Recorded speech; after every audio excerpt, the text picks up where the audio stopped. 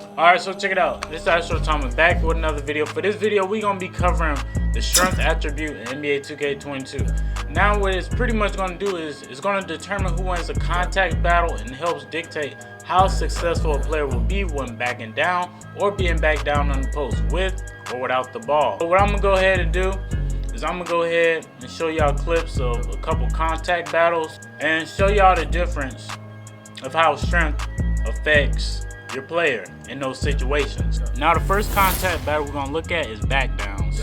Strength is going to matter on both sides here because it's a contact battle. The person with the higher strength is going to have a better chance of backing down an opponent on the offense, and on the defense, if they're being backed down, they're going to have a better chance of not being backed down by their opponent. Now as you can see in the first clip, my strength was a 70 and my opponent was a 90. In the second clip, we both had a 90 strength.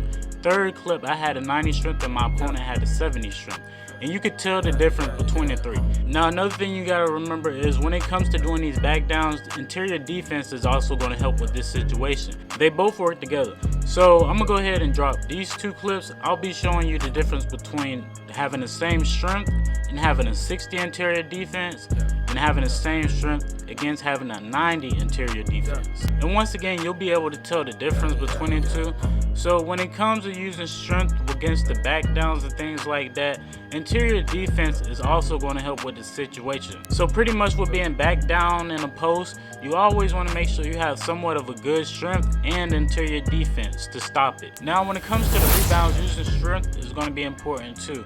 What it's going to help you do is going to allow you to box out better, and it's also going to help you to break box outs. And what you'll notice is when you have a higher strength than your opponent and you're being boxed out, you could push your opponent in towards the paint, and it could possibly have a chance of you getting a board if they're smaller than you. You also notice you'll have a better chance of breaking their box out to be able to get a better chance at getting a rebound, and you'll also have the ability to somewhat push them around when the rebound is going up to give you a better advantage at going for the board. Next, we're going to look at backing down in the post without the ball.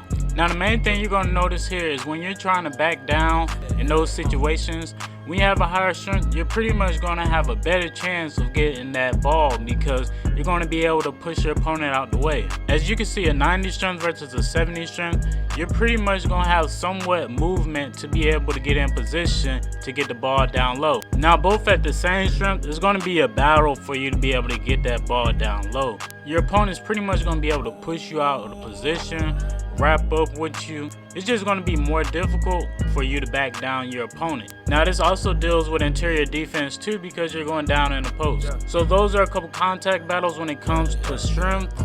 That's all I got for this video. It's Space Cadet THOMASGOTMILK, and I'm out.